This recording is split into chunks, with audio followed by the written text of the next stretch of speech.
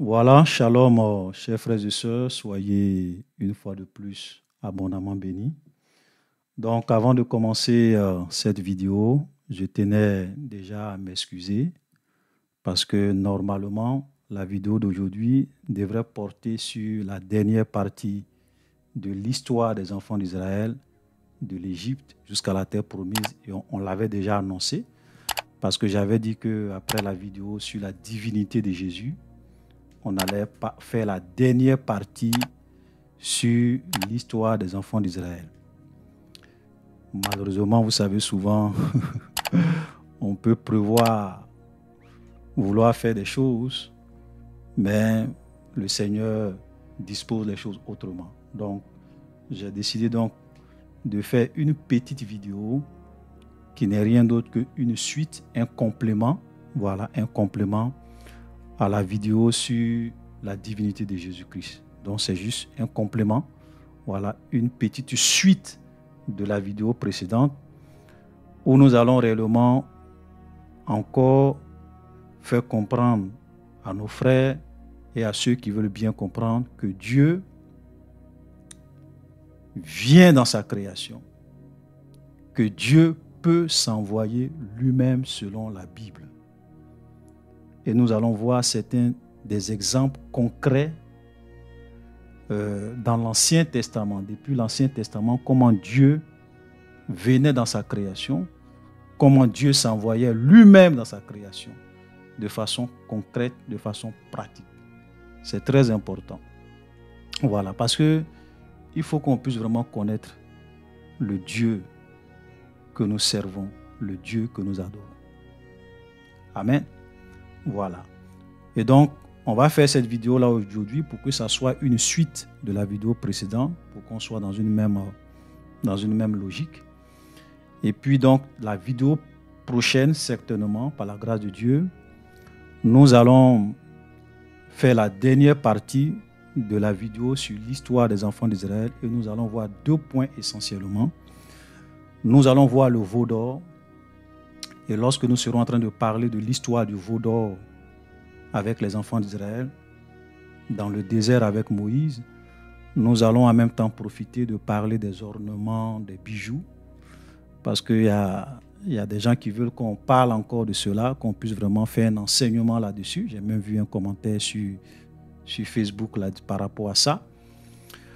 Voilà, parce qu'aujourd'hui, malheureusement, il y a beaucoup de choses qui se disent sur les ornements. Est-ce que nos sœurs doivent porter des bijoux, doivent porter des ornements, doivent porter des bagues?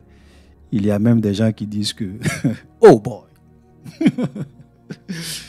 qui disent que si tu portes même des bagues de mariage,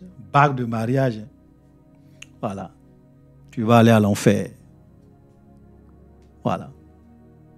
Donc on va voir si les histoires, aujourd'hui avec toutes ces histoires de dépouillement, on va voir que dit la Bible par rapport à ça.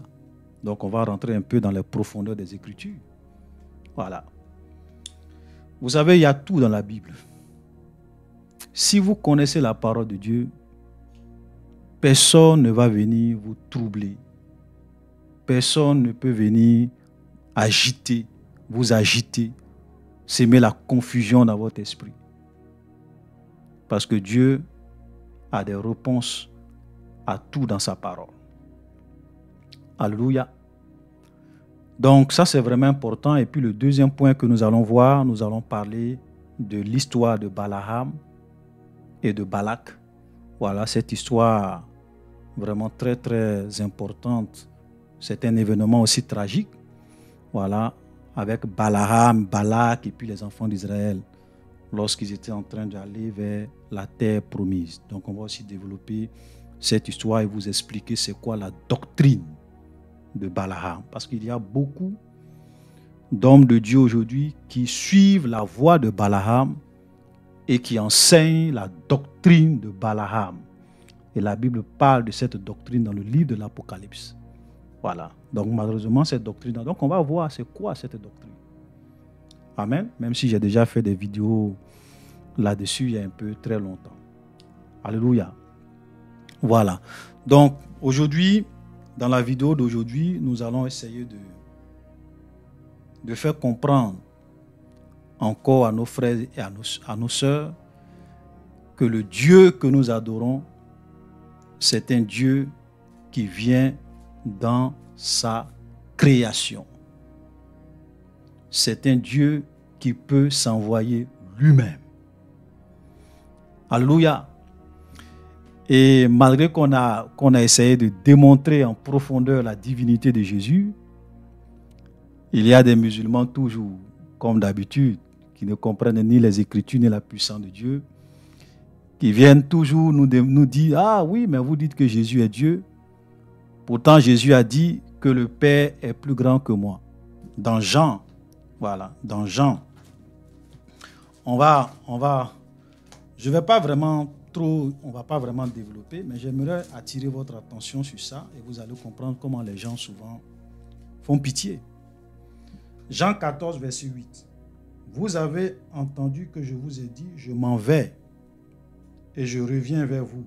Si vous m'aimez, vous vous réjouirez de ce que je vais au Père, car le Père est plus grand que moi. Donc, il y a des musulmans qui disent que puisque Jésus a dit, le Père est plus grand que moi, donc c'est la preuve que Jésus est en train de dire que Dieu est plus grand que moi. Jésus est en train de dire qu'il n'est pas Dieu. Et moi, à chaque fois qu'il me cite ce verset, je leur dis, bon, ce n'est pas la peine de sauter les étapes.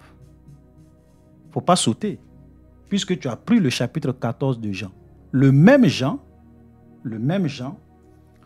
au verset 9, qu'est-ce qu'il dit? On va lire. Oh boy! Jésus lui dit, il y a si longtemps que je suis avec vous, et tu ne m'as pas connu, Philippe. Celui qui m'a vu a vu le Père. Comment dis-tu, montre-nous le Père? Donc, quand les musulmans me citent Jean 14, 28, je leur dis, ok, avant d'arriver sur Jean 14, 28, explique-moi Jean 14, 9.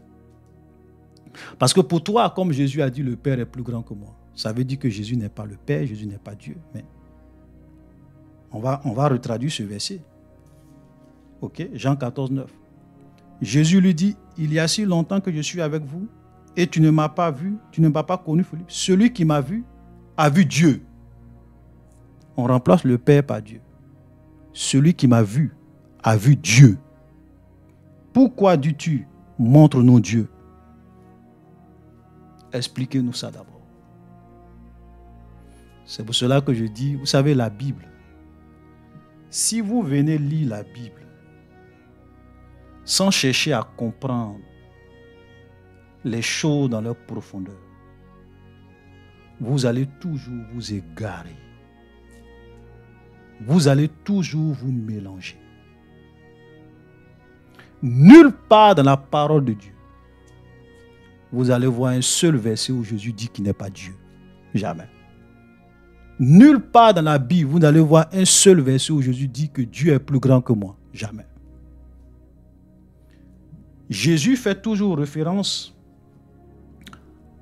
à cette notion que beaucoup de musulmans ne comprennent pas,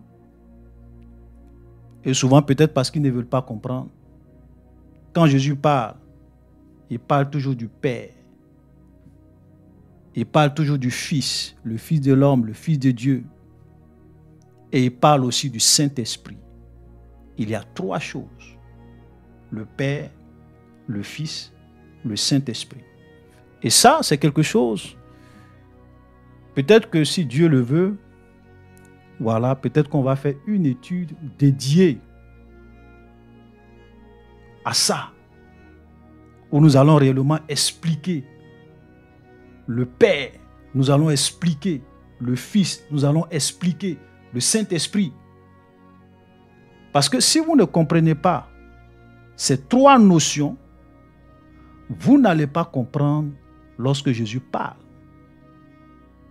Vous allez venir prendre Jean 14, 28, vous dites, Jésus a dit, le Père est plus grand que moi. Donc Jésus est en train de dire par là que Dieu est plus grand que moi. Mais ce même Jésus aussi dit, celui qui m'a vu a vu Dieu. Comment tu réconcilies? Frère, vous savez, la parole, la Bible, ce n'est pas un roman. Ce n'est pas un roman. La Bible, ce n'est pas le Coran. Le Coran, c'est un roman. C'est un livre de science-fiction. Avec beaucoup de contradictions. Amen. Mais la Bible, c'est 66 livres. Je sais que quand je dis 66 livres, ils vont encore venir me dire, oui, la Bible des catholiques. J'ai déjà fait une vidéo sur ça. Donc, ne venez pas encore dire la Bible des catholiques a tel nombre de livres, la Bible des protestants. J'ai déjà fait une vidéo sur ça. Si vous voulez suivre cette vidéo, voilà le numéro. Allez-y regarder cette vidéo. Parce que vous ne comprenez rien. Donc, quand vous venez dans la Bible, ne faites pas une lecture sélective de la parole de Dieu. Vous allez vous égarer. Voilà. Donc, Dieu voulant, par la grâce de Dieu, nous allons faire un jour, si le Seigneur le permet, une vidéo sur la notion du Père, sur la notion du Fils, sur la notion du Saint-Esprit. Peut-être que ça va aider beaucoup de personnes, ça va aussi aider nos amis musulmans à comprendre. Non, Jésus lui-même, il a dit de sa propre bouche, le Père est plus grand que moi, ok? Donc, Jésus est en train de dire, Dieu est plus grand que moi, ok? Ce même Jésus aussi te dit au verset 9, avant de venir au verset 28, explique-nous le verset 9. Parce qu'au verset 9, il dit, celui qui m'a vu, a vu le Père, donc a vu Dieu. Et il dit à son disciple, comment dis-tu, montre-nous le Père? Donc si je remplace le Père, je vais dire, comment tu peux me dire, montre-nous Dieu? Oh boy. Voilà. Donc, aujourd'hui, nous allons essayer un peu d'expliquer cette notion de Dieu qui vient dans sa création. Vous savez, vous avez des musulmans qui vous disent que Dieu ne peut jamais venir dans sa création. Non, est-ce que Dieu peut avoir faim? Malgré qu'on a démontré la divinité de Jésus, je sais que quand les musulmans voient des vidéos comme ça, ils ne regardent pas parce qu'ils ont peur de la vérité et ils viennent faire des commentaires. Il y a un sur Facebook qui dit, il dit, Dieu est mort. Voilà. Puisque vous dites que Jésus est Dieu, Jésus est mort à la croix et il est ressuscité le 3e jour. Donc votre Dieu s'est fait circoncis. C'est sur cela. Et vraiment. Voilà, si vous voulez comprendre qu'est-ce qui est mort à la croix, allez-y regarder comme on appelle, cette vidéo de recadrage où nous avons répondu à cette question très importante. Pourquoi Dieu a sacrifié son fils au lieu de tuer? Pourquoi Dieu a tué son fils au lieu de tuer Satan? Voilà, c'est pas ma question, c'est la question d'un païen que j'ai repris.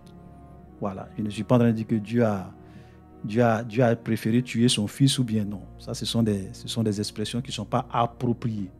Voilà, donc j'ai donné le titre de la vidéo comme ça parce que c'était la question que quelqu'un avait posée. Voilà, donc j'ai repris sa question et j'ai donné ça comme titre à la vidéo pour bien expliquer les choses. Amen. Donc, voilà. Donc, allez-y regarder, vous allez comprendre. Parce que ce qui meurt, ce n'est pas Dieu qui meurt, c'est le corps qui meurt. C'est le corps. Parce que Dieu était dans un corps mortel. Et ce corps mortel-là peut être tué. Le corps mortel peut avoir faim, peut avoir soif. Jésus a été circoncisé. C'est son corps qui a été circoncisé. Ce n'est pas Dieu. Dieu ne peut pas mourir, l'Esprit de Dieu ne peut pas mourir. On a expliqué tout ça dans la vidéo de recadrage. Donc vous pourrez suivre, vous allez peut-être avoir d'autres informations. Donc les musulmans disent que Dieu ne peut pas venir dans sa création. Mais je vais vous dire que ce qui est triste avec eux, c'est qu'ils ne connaissent même pas leur propre Coran.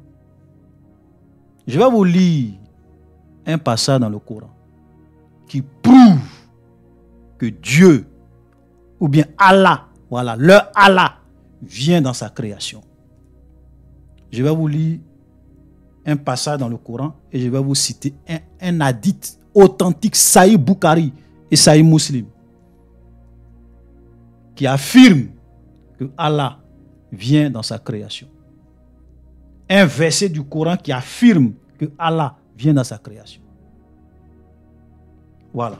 Donc, avant de lire cette sourate, je tenais déjà à revenir rapidement, voilà, pour ne pas que j'oublie, à revenir rapidement sur mon dernier post, parce que j'étais là et puis il y a un frère qui m'a envoyé un message avec une capture d'écran et qui m'a dit, est-ce que c'est toi qui envoies ce message-là aux gens? Et je lis le message, je vois qu'il y a des gens qui s'amusent à prendre nos profils et à chercher à escroquer les gens, à demander de l'argent aux gens, à demander des dons aux gens. Et les gens qui font ça, quand vous regardez très bien, ils vous demandent d'envoyer des dons dans des orphelinats sans mère au Nigeria. Et qui vous demandent de les contacter sur WhatsApp avec un numéro du Nigeria. Mais moi, je ne suis pas au Nigeria. Moi, je suis au Canada. Et mon numéro s'affiche. Voilà, mon numéro s'affiche là.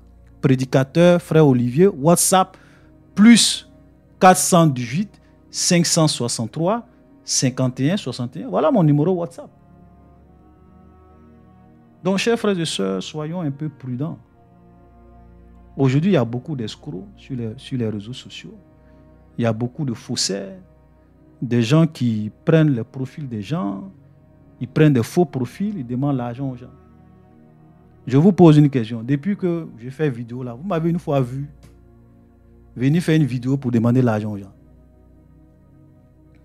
Vous avez une fois vu une de mes vidéos où je suis venu mettre mon numéro de compte bancaire, je suis venu mettre mes références pour dire aux gens, si vous voulez faire des dons, si vous voulez m'envoyer l'argent, envoyez-moi là. Vous m'avez une fois vu faire ça. On ne vient pas sur les réseaux sociaux pour demander l'argent aux gens. On ne vient pas escroquer les gens sur les réseaux sociaux. Donc, quand vous voyez des gens qui vous demandent de l'argent en notre nom, que vous ne connaissez pas, qui vous contactent en privé pour vous demander de l'argent, sachez que ce n'est pas nous. Ce n'est pas nous. Soyons clairs là-dessus. Hein. Et même quand vous regardez certaines de mes anciennes vidéos, on a dit que nous, on ne demande pas d'argent, on ne demande pas de dons, on ne demande pas d'offrandes. Nous avons reçu gratuitement. Nous donnons gratuitement. Amen. Soyons clairs là-dessus. Vous savez, même Jésus, et c'est comme cela que nous aussi on a décidé de travailler. On ne va pas au-delà des Écritures. Vous savez comment Jésus faisait son ministère? Lisez tous les 4 évangiles. Vous n'allez jamais voir un seul verset, un seul passage où Jésus demande l'argent aux gens. Pour dire non, venez soutenir l'œuvre de Dieu, venez donner votre argent, je dois me déplacer pour aller dans telle ville pour prêcher la parole, donner pour l'avancement de l'œuvre de Dieu. Jamais. Jésus a organisé, excusez-moi si je prends un peu de temps là-dessus, on va revenir sur notre sujet tout à l'heure. Jésus avait de grands moments d'évangélisation où il était suivi par des milliers de foules. Dans la Bible, à 2 reprises, Jésus a fait la multiplication du pain. Première multiplication, il a nourri 4000 personnes, sans compter les femmes et les enfants. Deuxième, 5000 personnes, sans compter les femmes et les enfants. Donc imaginez le nombre de personnes qui venaient rencontrer Jésus. Si Jésus leur disait donner l'argent, Jésus allait être un multimilliardaire de son temps. Jamais il n'a demandé l'argent. Mais pourtant, Jésus avait les moyens nécessaires qu'il faut pour faire l'œuvre de Dieu. Comment il le faisait? Parce que Jésus n'a jamais demandé l'argent aux gens. Il n'a jamais forcé les gens à donner l'argent. Quand Jésus prêchait l'évangile, les gens eux-mêmes étaient tellement touchés par la parole que de façon libre, sans contrainte ni tristesse, ils venaient donner. Jésus ne leur a jamais demandé l'argent. Eux-mêmes, de leur propre volonté, ils se levaient et puis ils venaient soutenir Jésus. Ils venaient faire des offrandes, ils venaient faire des dons. La Bible même dit qu'il y avait des femmes ok, qui assistaient Jésus de leur bien. Mais Jésus n'a jamais demandé l'argent à ces femmes-là. Jamais demandé l'argent à ces gens. Donc ce sont les gens eux-mêmes. Voilà le Jésus que nous suivons, frères. Moi-même, au début, quand il y a des frères même qui m'appelaient pour dire, frère, est-ce qu'on peut contribuer? On veut te soutenir financièrement. Au début, je disais non. Je refusais de prendre leur argent. Et puis après, je me suis dit, bon, puisque nous aussi, on a des besoins.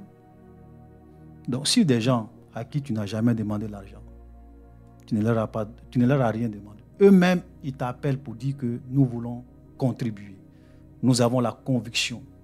Nous voulons aussi participer à cette œuvre. Ok. On accepte. On accepte. Mais avant même, je refusais. Maintenant, j'accepte. Mais retenez ceci. Parce que nous suivons les pas de Jésus. Nous n'allons pas au-delà des Écritures. Jamais vous allez nous voir venir sur les réseaux sociaux, mettre nos référents de compte bancaire pour demander de l'argent aux gens, pour dire aux gens, soutenez-nous, donnez pour l'œuvre de Dieu. Jamais. Jamais. On ne fait pas ça. Alléluia. Il faut que ça soit clair. Donc, dès que vous voyez quelqu'un, je suis en train de parler sur ma chaîne officielle. Donc, il faudrait que ça soit officiel. Le jour que vous voyez quelqu'un qui vous contacte, au nom du frère Olivier ou bien au nom de Vérité Biblique TV, pour dire qu'on a besoin d'argent, donnez-nous l'argent, ce n'est pas nous. On ne demande pas l'argent aux gens. Amen. On ne demande pas. Voilà. Même dans notre groupe WhatsApp, pour ceux qui sont là-bas, vous allez remarquer qu'on a fait une seule fois, une seule collecte d'argent. Et ce n'était pas pour nous. C'était pour un frère qui était dans un pays en Afrique, un ancien musulman qui est devenu chrétien, avec qui j'étais en contact et qui passait par des moments difficiles, qui était vraiment éprouvé et qui nous a contactés en urgence parce qu'il avait reçu une balle. Voilà. Et j'ai demandé aux frères s'ils veulent contribuer parce que voilà notre frère qui souffre. Et c'est là que même moi-même, j'ai aussi cotisé. D'autres frères ont donné quelque chose. Et on lui a envoyé un soutien. Ce n'était pas pour notre chaîne. Ce n'était pas pour moi. C'était pour un frère en détresse. On l'a fait ça une seule fois. Une seule fois. Alléluia. Donc, j'ai dit tout ça là pour vous amener à comprendre que on n'est pas dans ce genre d'escroquerie. On ne contacte pas les gens pour qu'ils nous donnent l'argent. Voilà. Maintenant, si quelqu'un a été touché par le Seigneur, qui nous contacte lui-même directement, sans contrainte, ni tristesse, sans manipulation, qui dit que Dieu m'a mis à cœur, ok, pourquoi on va refuser? On va pas, on prend. Parce que nous aussi, on a des besoins. Voilà. Vous avez au début, quand vous regardez même les premières vidéos, je n'avais même pas ce genre de micro. C'était notre téléphone qu'on utilisait pour enregistrer nos enseignements au fur et à mesure, avec notre propre argent. On a commencé à nous équiper, à créer, à payer des équipements, l'éclairage, plein d'autres choses, des micros très très puissants. Et puis bon, voilà, pour que la parole de Dieu soit véhiculée facilement. Ok?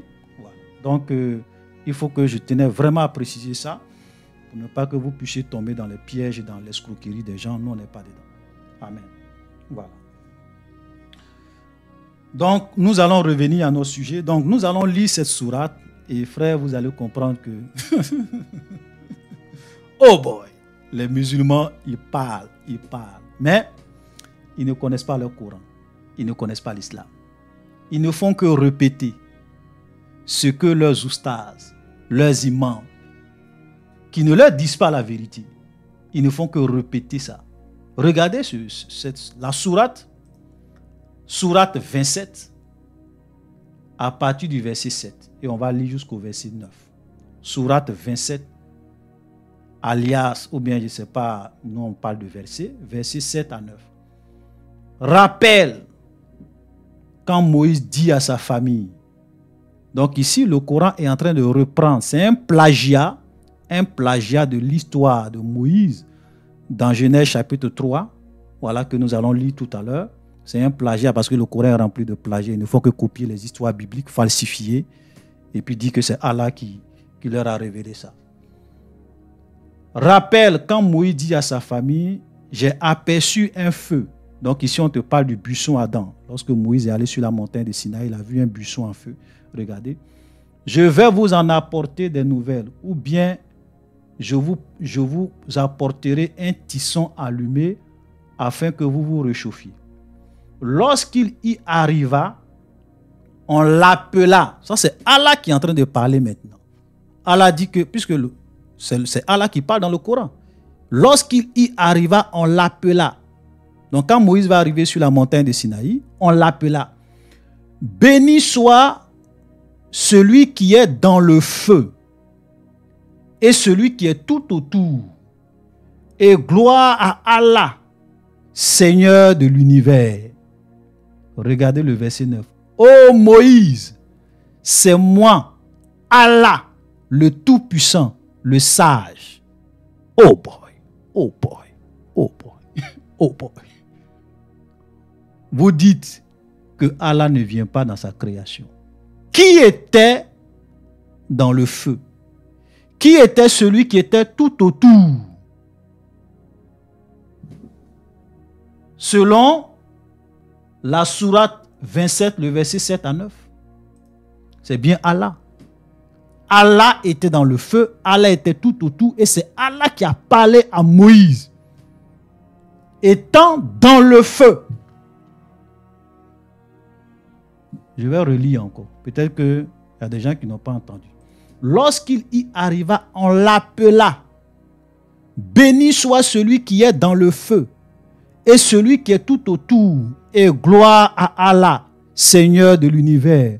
Ô Moïse, c'est moi Allah, le Tout-Puissant, le Sage. Et vous pourrez même lire la suite, verset 10. Et jette ton bâton, etc. C'est Allah qui parle. Et vous allez venir nous dire que Dieu ne peut pas venir dans sa création. Pourtant, dans votre propre Coran, Allah vient dans sa création. Mais quand vous ne connaissez pas le Coran, vous passez plus votre temps à parler de la Bible, à parler de Jésus, que d'enseigner votre Coran. Ça veut dire que c'est pour cela que même les musulmans eux-mêmes, tous les imams, ou bien les jeunes oustas sur les réseaux sociaux, ils passent plus le temps à parler de Jésus, de la Bible, que de parler du Coran. Comment vous pouvez avoir un tel verset dans le Coran et dire que Dieu ne peut jamais venir dans sa création? Je vais vous lire le hadith de Sahih Bukhari. Hadith authentique. Par exemple, quand on dit Sahih al-Bukhari, ou bien il y a d'autres qui vont dire Sahih, c'est Sahih, ça veut dire que c'est authentique. Sahih al-Bukhari, numéro 7494. Je n'invente rien, je vous donne les références, vous pourrez aller vérifier. Sahih al-Bukhari, numéro 7494. La même histoire aussi est reprise encore. Vous pourrez aussi lire Sahih al-Bukhari, numéro 1145, et Sahih Muslim, numéro 758. C'est la même histoire, on vous rapporte la même chose. Voilà, donc je vous ai donné 3 références. Vous allez retrouver les mêmes informations dans ces 3 hadiths authentiques. Vous comprenez? Regardez ce qu'il dit. Le messager d'Allah a dit: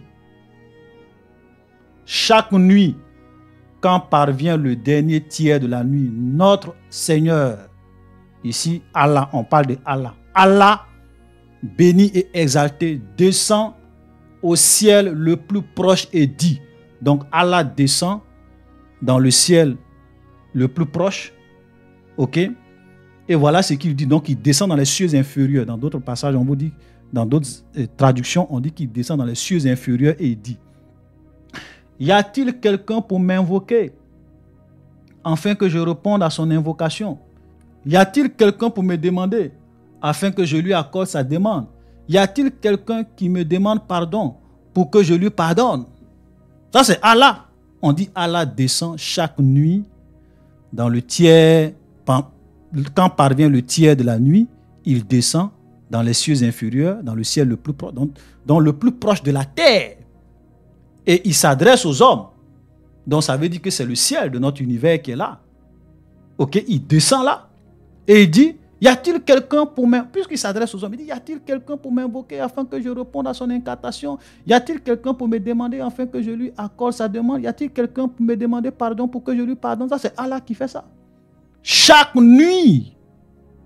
Sahih el-Bukhari, numéro 7494.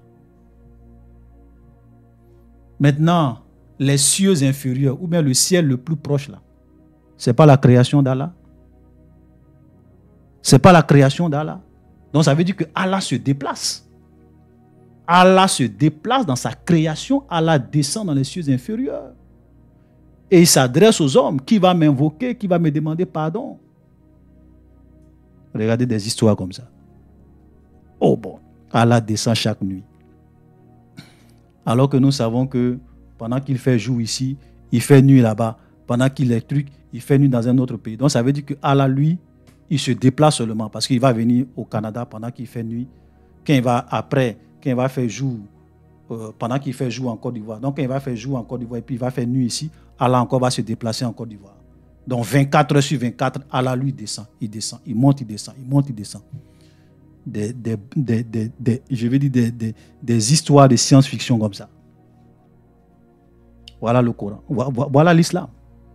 Et ça, ce sont des hadiths authentiques. C'est Sahih. Et même si vous dites que ça, c'est faux. Sourate 27, ça c'est le Coran, Sourate 27. Le verset 7 à 9. Vous dites quoi? Allah ne descend pas dans sa création. Vous ne connaissez pas l'islam.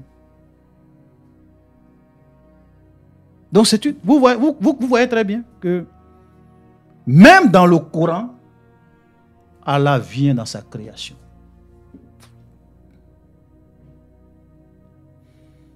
Alléluia. Donc, nous allons maintenant venir dans la Bible parce qu'on n'est pas là pour perdre notre temps sur le Coran. Parce qu'on ne croit pas au Coran, donc nous croyons à la Bible.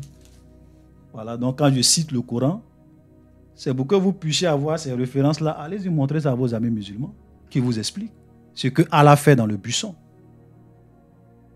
Ce que Allah fait dans le buisson. Exode, cette histoire de Moïse que le Coran a plagié, on va vous expliquer la vraie version. Et là, vous allez vous rendre compte qu'en réalité, le Dieu de la Bible vient dans sa création, souvent sous la forme d'un ange, souvent sous la forme d'un homme. Et depuis l'Ancien Testament, Dieu est toujours venu dans sa création, souvent pour se révéler à ses créatures, pour parler à ses créatures.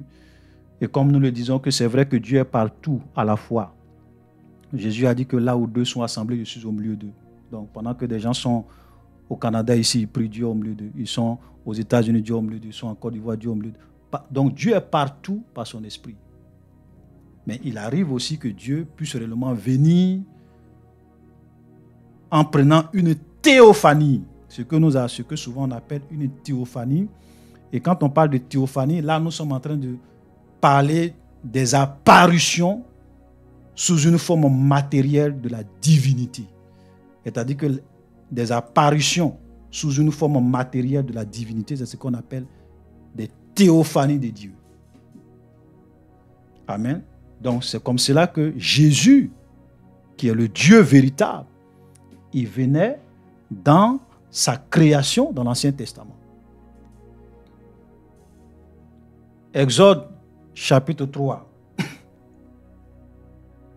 À partir du verset 2. Ici, on te parle de Moïse sur la montagne de Sinaï où Dieu s'est révélé à lui. L'ange de l'Éternel lui apparut dans une flamme de feu au milieu d'un buisson. Moïse regarda et voici le buisson était tout en feu et ne se consumait pas. Donc, qui est apparu dans une flamme de feu, au milieu d'un buisson, c'est l'ange de l'Éternel. On dit ici l'ange de l'Éternel. Donc tu vas lire ça, tu vas dire oui, ça c'est un ange. Mais regarde la suite. Moïse dit, je veux me détourner pour voir quelle est cette grande vision et pourquoi le buisson ne se consume point. L'Éternel vit qu'il se détournait pour voir. Et Dieu l'appela du milieu du buisson et dit, Moïse, Moïse. Il répondit, me voici. On dit que c'était l'ange de l'Éternel qui était quoi? Au milieu du buisson.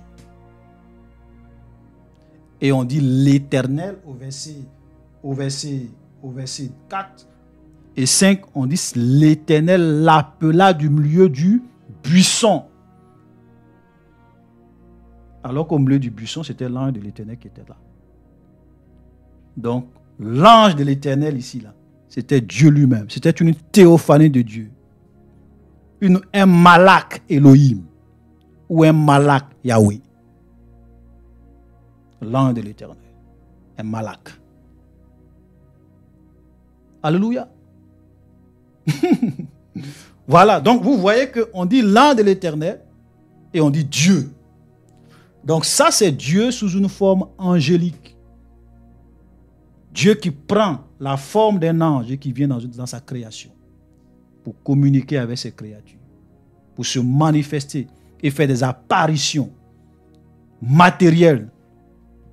Alléluia. Nous allons prendre Genèse chapitre 16, à partir du verset 7. Et ici, cette histoire, ici on va nous parler de Agar, la mère d'Ismaël, voilà, qui n'est pas le fils promis, le fils de la promesse, c'est Isaac. Et c'est Isaac que Abraham a voulu sacrifier. Ok, ce n'est pas Ismaël. Donc tout ce que les musulmans vous disent là, ce sont des faussetés. L'islam, c'est une fraude. L'ange de l'Éternel la trouva. Donc, quand Agar va se trouver enceinte, elle va commencer à manquer de respect à sa maîtresse, qui va commencer à la maltraiter, et elle va fuir pour aller dans le désert avec son fils. Non, pour aller dans le désert lorsqu'elle était enceinte. L'ange de l'Éternel, donc l'ange de l'Éternel va la trouver près d'une source d'eau dans le désert, près de la source qui est sur le chemin de Shur. Et il dit, donc l'ange dit, Agar, servant de Sarah, d'où viens-tu et où vas-tu? Elle répondit, je suis loin de Saraï, ma maîtresse. L'ange de l'Éternel lui dit, retourne vers ta maîtresse et humilie-toi sous sa main. Donc Dieu va dire à Agar, il faut te retourner, il faut aller t'humilier. Toi, tu es orgueilleux, tu es une servante. Et puis tu veux monter sur la tête de ta maîtresse. Donc humilie-toi et retourne. L'ange de l'Éternel lui dit, voici, tu es enceinte et tu enfanteras un fils à qui tu donneras le nom d'Ismaël, car l'Éternel t'a entendu dans ton affliction. Il sera comme un âne sauvage. Vous comprenez pourquoi les Arabes? Bon, j'ai même pas envie de dire arabe parce que rien ne prouve même que ils sont de la descendance d'Ismaël. Parce qu'il n'y a aucune preuve historique et même coranique que Ismaël, ou bien que les Arabes sont de la descendance d'Ismaël. Aucune preuve. Quand vous lisez la Bible, on vous donne la généalogie des gens. Donc vous savez que les Juifs, là, ils viennent d'Abraham, ils viennent d'Isaac, ils viennent de Jacob. Mais demandez à un musulman de vous montrer une seule liste généalogique dans le Coran, je dis bien dans le Coran, ou bien dans des hadiths authentiques qui prouvent sans aucune ambiguïté que les Arabes viennent d'Ismaël. Il n'y en a pas. Même les généalogies qu'eux-mêmes ils ont, quand vous lisez, ils te disent que c'est pas, ils n'ont pas l'assurance. Voilà. Mais bon, supposons. On dit, il sera comme un âne sauvage, sa main sera contre tous et la main de tous contre lui. Il habitera en face de tous ses frères. Elle appela Ada El Roi le nom de l'Éternel qui lui avait parlé. Vous comprenez? Vous comprenez? Agar va réellement appeler quoi? Il dit, elle appela le Ata El Roi, le nom de l'Éternel. Mais qui avait parlé à Agar? C'est l'ange de l'Éternel. Et ensuite on dit, l'Éternel qui lui avait parlé et dit, ai-je rien vu ici après qu'il m'a vu? Vous comprenez? Mais regardez le verset 10. Regardez le verset 10. L'ange de l'Éternel lui dit, je multiplierai ta postérité. Elle sera si nombreuse qu'on ne pourra la compter. Est-ce que vous pensez qu'un ange de Dieu peut parler comme ça? L'ange dit je. Il dit moi l'ange. Il dit je. L'ange de l'Éternel lui dit je multiplierai ta postérité. Un ange ne parle pas comme ça. Seul Dieu a le pouvoir de bénir. Seul Dieu a le pouvoir de multiplier la postérité de quelqu'un. Aucun ange de Dieu ne peut parler de cette manière. Parce que seul Dieu parle de cette manière. Et nous allons le découvrir plus tard. Donc l'ange de l'Éternel ici, c'est une théophanie de Dieu. C'est une apparition matérielle de la divinité. C'est un malak, c'est le malak Yahweh ou bien le malak Elohim. Alléluia. Ce n'est pas un ange ordinaire. Ce n'est pas un ange ordinaire. Et regardez ce qui prouve que ce n'est pas un ange ordinaire. Nous allons maintenant lire Genèse 22. Genèse 22, à partir du verset 15. Et là, cette histoire, c'est lorsque nous voyons, lorsque Dieu va dire à Abraham d'aller sacrifier son fils. Et quand Abraham va arriver dans le lieu, regardez à partir du verset 11, l'ange de l'Éternel l'appela des cieux et dit, Abraham, Abraham, et il répondit, me voici. L'ange dit, n'avance pas ta main sur l'enfant et ne lui fais rien, car je sais maintenant que tu crains Dieu et que tu ne m'as pas refusé ton fils, ton unique. Donc l'ange dit à Abraham, tu ne m'as pas refusé ton fils, ton unique. Un ange ne parle pas comme ça. Parce que c'est Dieu qui a dit à Abraham de prendre son fils pour aller le sacrifier. Et l'ange dit à Abraham, ici l'ange de l'Éternel parle et dit à Abraham, tu ne m'as pas refusé ton fils, ton unique. Abraham leva les yeux et vit derrière lui un bélier retenu dans un buisson par les cornes, et Abraham alla prendre le bélier et l'offrit en holocauste à la place de son fils. Regardez le verset, le verset 15. L'ange de l'Éternel appela une seconde fois Abraham des cieux et dit, je le jure par moi-même, parole de l'Éternel. Oh boy! Un ange qui parle comme Dieu lui-même, qui jure par lui-même. Il dit, je le jure par moi-même. Et il dit, parole de l'Éternel. C'est-à-dire que moi, l'ange qui te parle, je suis Dieu, je suis l'Éternel. Je le jure par moi-même, parole de l'Éternel, parce que tu as fait cela et que tu ne m'as pas refusé ton fils, ton unique. Je te bénirai, je multiplierai ta postérité comme les étoiles du ciel et comme le sable qui est sur le bord de la mer, et ta postérité possédera les portes de tes ennemis. Toutes les nations de la terre seront bénies en ta postérité parce que tu as obéi à ma voix. Voilà ce que l'ange dit. Voilà ce que l'ange de l'Éternel dit à Abraham. Qui est cet ange? Cet ange, c'était Dieu lui-même. L'ange de l'Éternel ici, là, c'était Dieu lui-même. Hébreux chapitre 6. Hébreux chapitre 6, le verset 13, nous l'avons lu dans la vidéo précédente. Lorsque Dieu fit la promesse, à Abraham, ne pouvant jurer par un plus grand que lui, il jura par lui-même et dit certainement, je bénirai et je multiplierai ta postérité. Qui a dit qu'il allait bénir et multiplier la postérité d'Abraham? L'ange de l'Éternel. Qui a juré par lui-même? l'ange de l'Éternel. Mais si on te dit que lorsqu'il fit la promesse à Abraham, lorsque Dieu fit la promesse à Abraham, ne pouvant jurer par un plus grand que lui, il jura par lui-même. C'est la preuve que l'ange qui parlait là, ce n'était pas un ange ordinaire, c'était Dieu lui-même, sous une forme angélique. Alléluia, ce sont des choses que vous avez vraiment besoin de comprendre pour ne pas laisser certaines personnes, les musulmans ou bien les oustas mal intentionnés, venir vous distraire. Et la Bible nous dit que Dieu jure par lui-même parce qu'il n'y a pas quelqu'un qui est plus grand que lui. Dieu ne peut pas jurer par quelqu'un qui est plus grand que lui. Et comme il ne peut pas jurer par quelqu'un qui est plus grand que lui, parce que c'est lui qui est le plus grand, donc il jure par lui-même.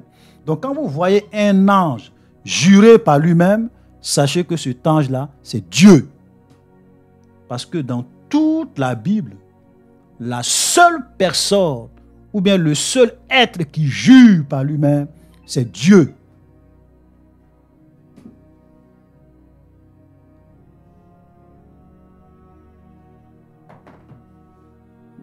Dans toute la Bible, le seul être qui jure par lui-même, c'est Dieu. Alléluia. Donc quand vous êtes en train de lire la Bible, sachez que Dieu, dans l'Ancien Testament, il prenait souvent la forme d'un ange. Donc quand tu vas lire, tu vas penser que c'est un ange ordinaire. Ce n'est pas un ange ordinaire, c'est Dieu lui-même. Donc quand tu regardes le comportement de cet ange, comment il parle, comment il agit, automatiquement tu identifies que lui là, ce n'est pas un ange ordinaire. Ce n'est pas un ange comme le Gabriel, comme le Michael. Voilà. Mais ça, c'est Dieu lui-même qui vient ou bien qui parle dans sa création sous la forme d'un ange, ou bien qui vient dans sa création, comme avec Moïse, sous la forme d'un ange.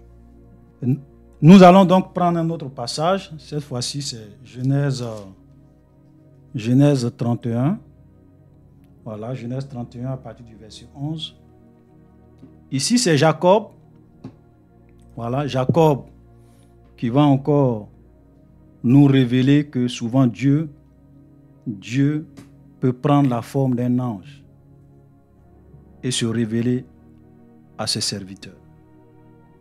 Genèse 31, à partir du verset 11. Regardez ce que Jacob est en train de dire, parce que ça c'est lorsque Jacob était chez son beau-père Laban, et là il s'adressait à ses femmes, et regardez ce qu'il va dire. Genèse 31, verset 11. Et l'ange de l'Éternel me dit en songe. Donc qui parle ici? C'est l'ange de l'Éternel. C'est l'ange de Dieu. Voilà. Et l'ange de Dieu me dit en songe. Donc qui parle? L'ange de Dieu.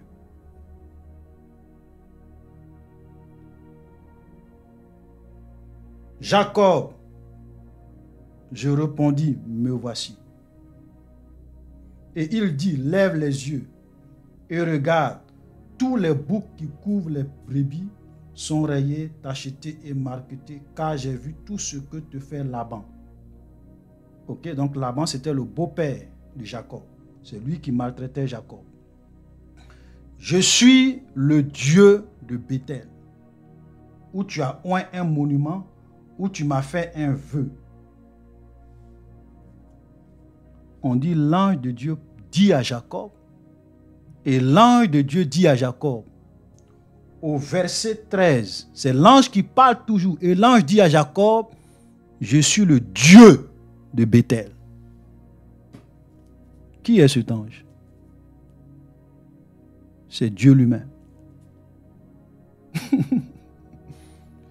L'ange qui parle ici, c'est Dieu lui-même. Ce n'est pas un ange ordinaire. On va aller un peu vite. Voilà, comme c'est, je ne veux pas que la vidéo soit trop longue. Genèse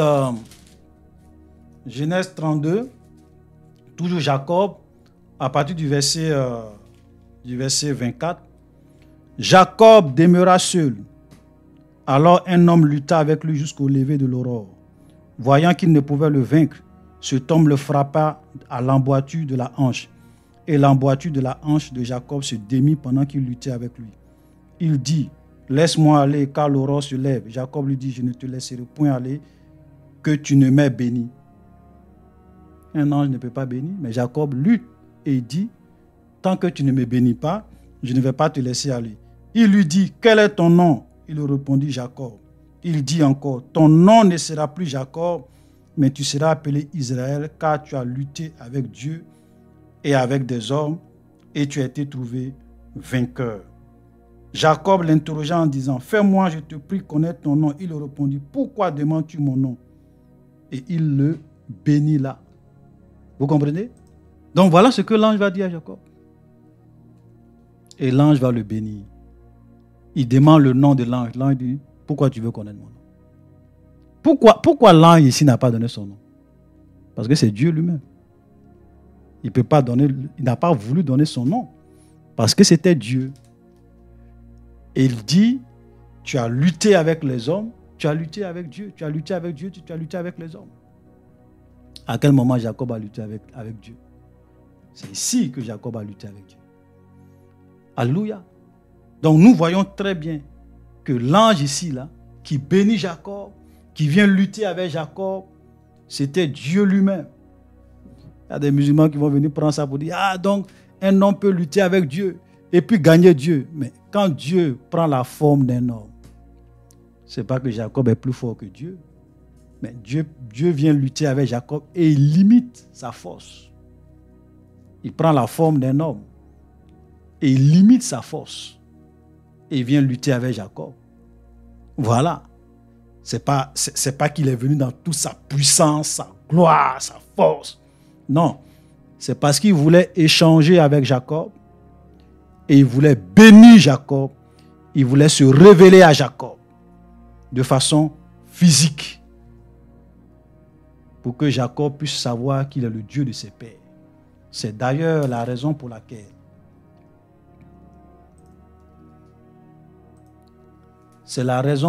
lorsque nous lisons Genèse 48, regardez, ça c'est la preuve de tout ce que je viens de dire là.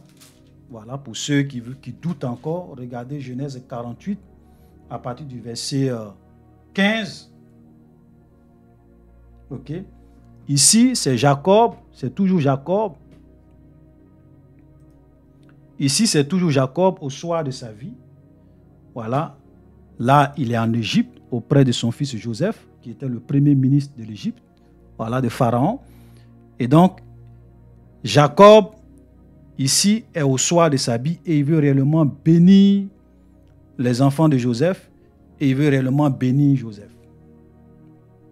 Et regardez la prière que Jacob va faire, qui prouve à suffisance que l'ange qui s'est révélé à lui, c'était Dieu lui-même.